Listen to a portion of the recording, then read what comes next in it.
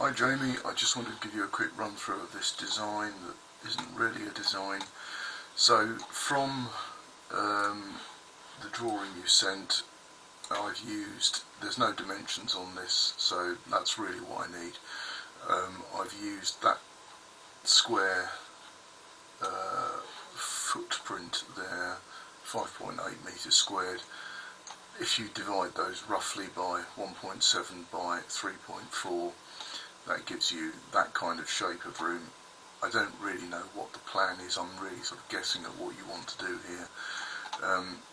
That approximately fits with the description on the spreadsheet of 2 shelves at 300 deep, 2 shelves at 400 deep, and the approximately 1.5 vertical parts. This is by far the best mounting system. It's the track mounted system, and you will trim that excess on site.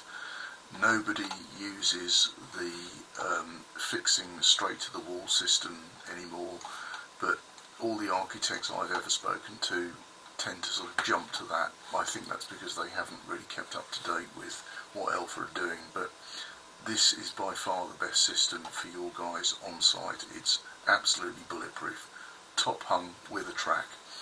Again, don't really know what the design is for the other wall where you've got 3 shelves at 300 deep and these very long verticals have been specified.